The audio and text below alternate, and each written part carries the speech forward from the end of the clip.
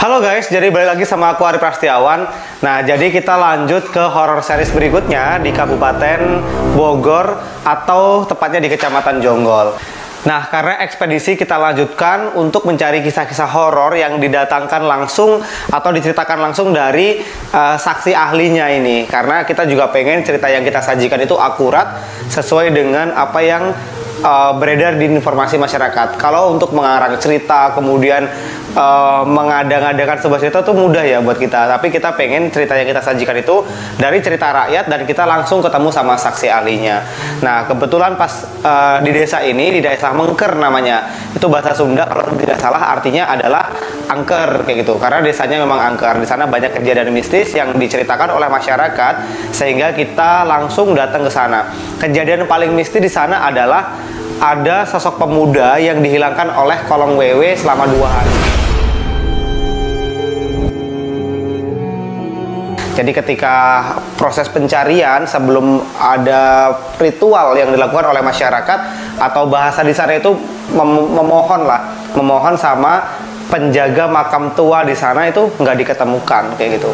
Nah, tapi setelah mereka mengadakan beberapa prosesi ya menurut mereka ke sebuah makam yang dianggap keramat, akhirnya pemuda ini diketemukan. Nah, gimana ceritanya? Kita langsung simak dari penjelasan Mbah Jan.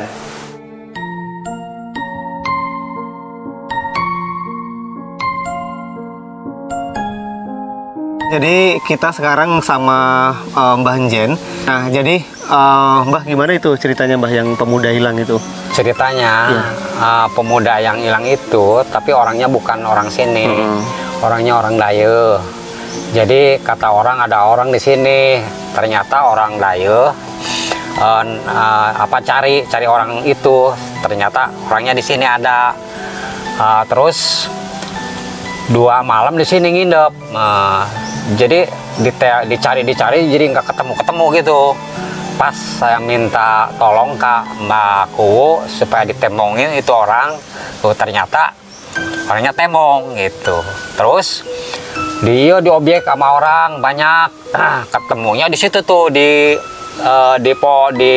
bawah pohon bambu gitu. Katanya orang-orangnya udah 2 malam di sini gitu. Terus diobjek ketemu, terus orangnya ditangkap gitunya, dibawa pulang ke rumahnya gitu. Ya udah gitu aja. Terus gini Mbah, maksudnya kayak orang itu tuh dalam keadaan apa bisa sampai hilang? Itu mohon maaf disembunyikan sama makhluk yang nggak kelihatan ya, Mbah? Iya, di sini disembunyikan. Ternyata kalau nggak dipinta tuh jadi nggak ditemongin gitu. Sesudah dipinta itu ditemongin gitu. Dipinta itu masyarakat semuanya datang ke makam beliau ini atau Mbah aja yang datang ke sini? Jadi masyarakat diobjek gitu. Sesudah dipinta sini diobjek. Objek itu maksudnya nyari gitu, Mbak? Nyari, dicari. Ternyata ada di situ tuh orangnya di bawah pohon bambu.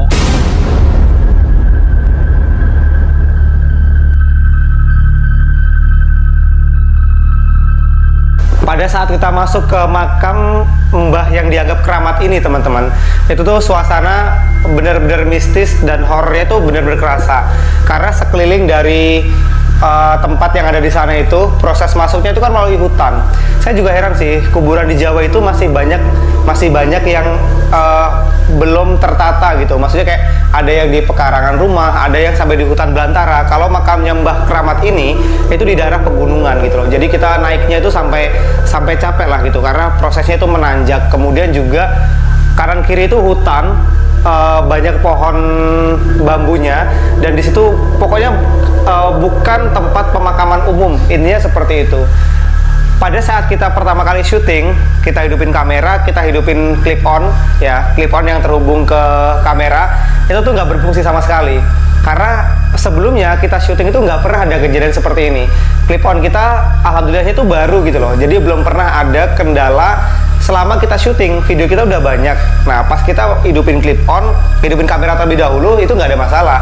Gambar masih bisa menangkap. Tapi pas kita mulai perekaman suara menggunakan clip on, lampu kedip yang ada di kamera itu, clip on yang terhubung ke kamera itu kayak berkedip gitu. Dia berkedip, dan waktu saya ngomong coba untuk tes clip onnya itu nggak tertangkap di kamera.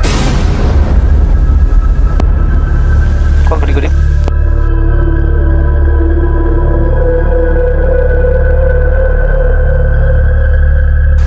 Nah, jadi kita sempat nyangka bahwa ya ini nih mungkin kejadian yang mungkin kebetulan aja ya gitu loh. Tapi secara spontan Mbah Anjan ini kayak berkomunikasi gitu, nepuk-nepuk makamnya Mbah yang keramat tadi.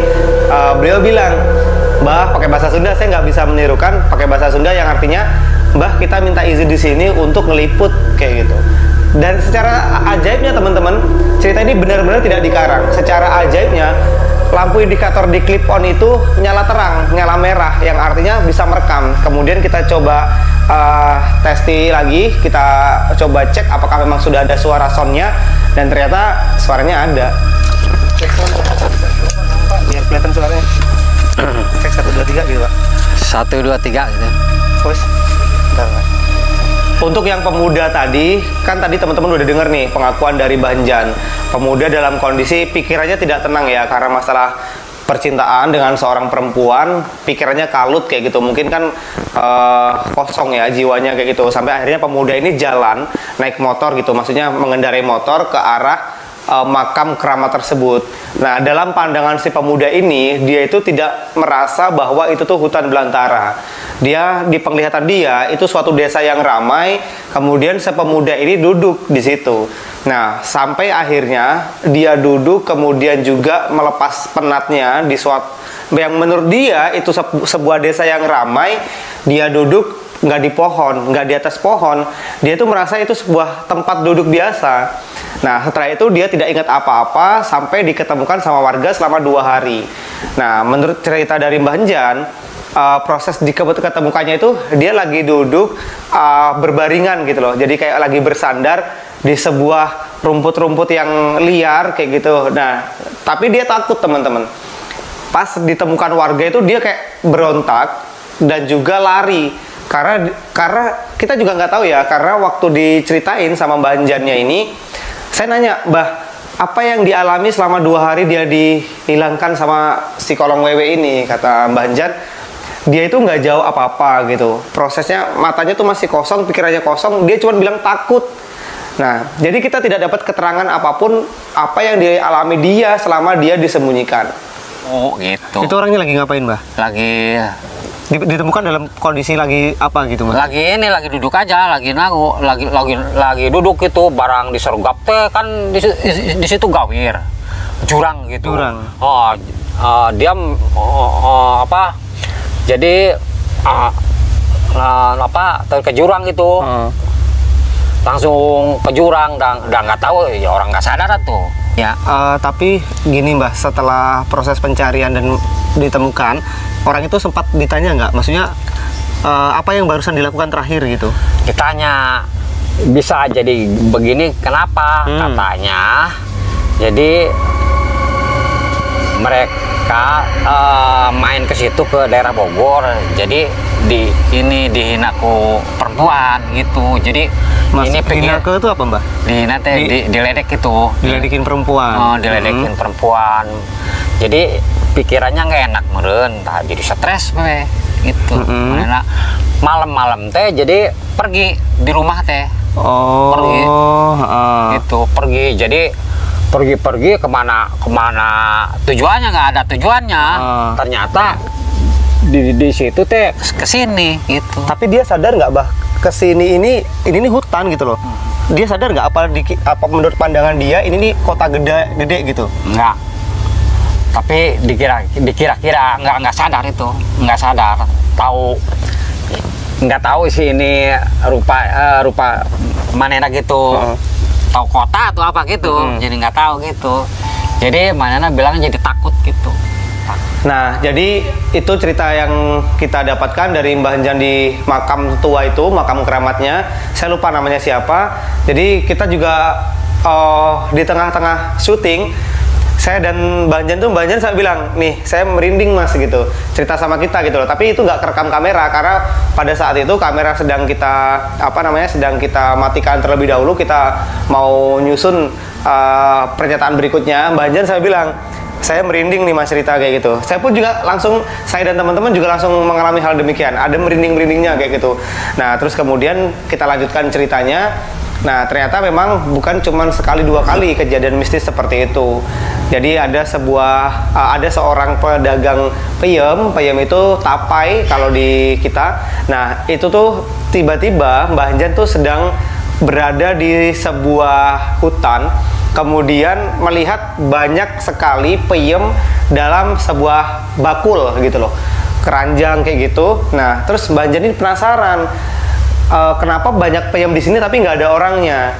Kemudian besok harinya ada orang yang demikian juga, tapi saya tidak tahu itu orang yang sama atau bukan. Tapi Mbah Hanjan nanya pakai bahasa Sunda yang artinya gini, Pak, kenapa naruh peyem di sini? Menurut pengakuan dari penjual peyemnya ini, di situ tuh ada toko besar, ada toko makanan besar dan penduduknya ramai kayak gitu.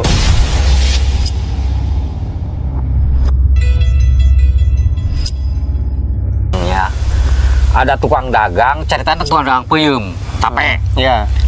Di situ di bawah dagang peyem ke sini daerah sini. Peyem teh ini sapikul. Kunaon atuh peyem jadi ditaruh di situ. Kata tukang peyem, di situ ada warung, tapi ternyata hutan gitu. Saya nemuin lagi. Ini peyemnya diambil gitu, diambil. Kata tukang peyem, itu ada warung di situ. Menurut penglihatan dia di situ ada warung. Iya. Kan nggak mungkin kalau misalnya dagangan di warung di hutan nggak mungkin. Jadi kelihatan manena itu ada warung di situ. Yang tahu itu yang nemuin Mbah juga. Itu ditemuin tuh dia lagi apa? Bingung atau gimana gitu? Kayak nggak sadar juga. Siapa? Si tukang peyemnya tadi. Tukang peyemnya. Jadi waktu tukang peyem naruh di situ mah belum ketahuan. Jadi saya ke leweng, kenapa di sini ada peyem, banyak peyem gitu. Kan tukang peyem ceritanya hampir unggal hari dagang peyem, ditanyain ke temannya, cek teh ini tukang peyem, ini peyem kunaon cenah di dieu. Cenah ada orang mah ngajual cenah gitu. Ngajual ke warung gitu, cek tukang peyem teh nya sok diteundeun gitu. Ditaruh di situ. Nah, itu teh warung. Daunnya, plastiknya diumlungin. Terus saya diambil peyemnya, diambil. Pakai nampan gitu. Dimakan biasa dah. Peyem gitu. Peyem biasa.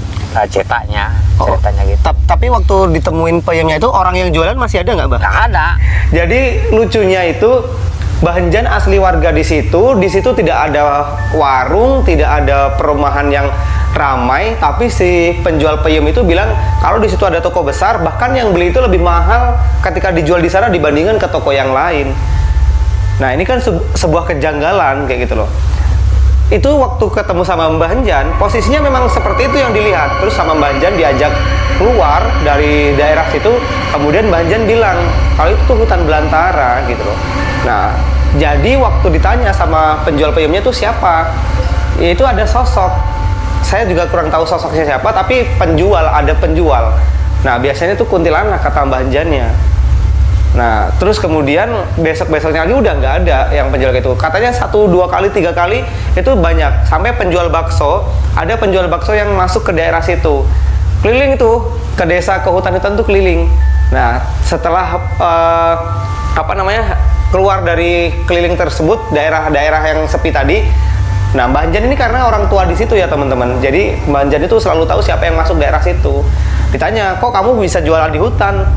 Bukan hutan, itu rumah ramai Mbah gitu. Sepenglihatan si penjual bakso ini.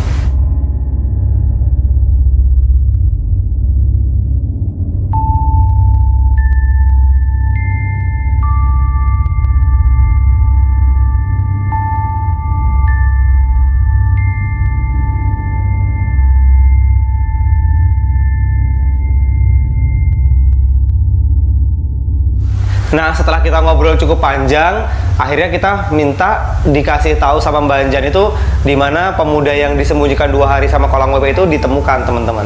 Itu memang daerahnya tuh sepi banget, terus pohon bambu yang begitu begitu lebat. Jadi kalau kita kesana itu suasananya gelap walaupun memang masih siang kayak gitu loh. Nah, kita lihat posisi ditemukannya itu, saya lihat, wah kalau saya di posisi situ mungkin saya bakal nangis gitu, teriak, karena itu nggak ada siapa-siapa. Kemudian juga posisinya benar-benar kayak langsung kayak bukan dunia kita. Itu sih yang saya rasakan. Nah, terus Mbak Jan juga cerita di belakang kamera bahwa orang yang bisa melihat bahwa tempat yang kita buat syuting sampai pemuda itu diketemukan di sebuah pohon bambu itu tuh rumahnya ramai gitu. Jadi perumahan penduduk yang nggak kelihatan.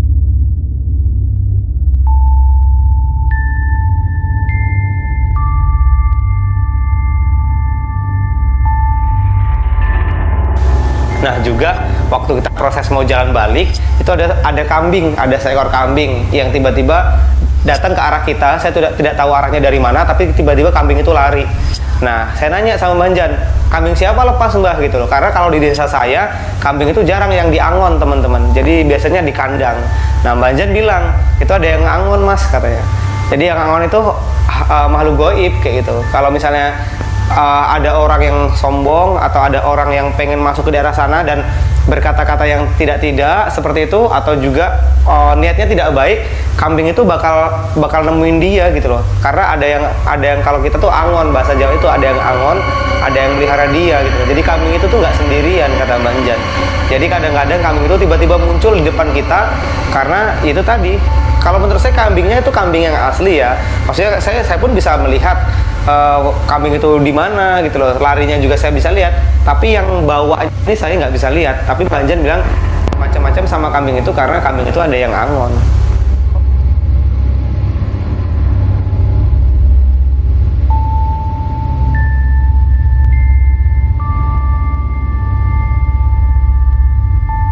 Nah, kemudian akhirnya karena cuaca hujan, saya tidak tahu ya teman-teman, saya itu karena jujur dan jangan sampai sih sebenarnya mengalami hal mistis yang di luar nalar manusia gitu. Tapi pada saat kita syuting itu awalnya tuh mendung tuh ya biasa gitu loh, maksudnya kayak terang tapi nggak panas gitu. Tapi terus kita syuting ternyata hujan lebatnya itu seketika. Jadi turun hujan itu langsung berhenti, dalam paling sekitar 2 menit langsung berhenti. Nah, di situ kita lanjutkan untuk pulang. Jadi banyak cerita yang kita bisa dapatkan langsung dari Mbah Jan.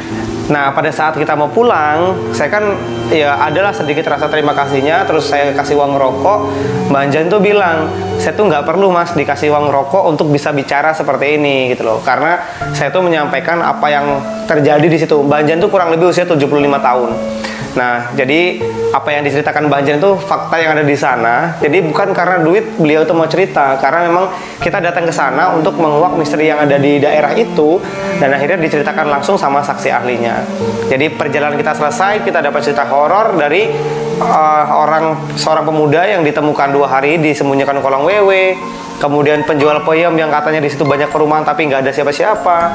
Kemudian penjual keliling, penjual bakso, tahu. Nah, itu yang katanya banyak ada rumah-rumah warga yang berinteraksi jual beli di sana banyak kata dia gitu. Itu kita dapatkan.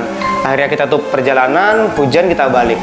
Nah, jadi buat teman-teman yang suka dengan cerita horor yang kita sajikan, teman-teman bisa ikuti cerita-cerita kita di kemudian hari. Jangan lupa untuk like, comment, share, dan subscribe agar channel ini semakin berkembang. Saya Adi Prasetyawan, sampai jumpa.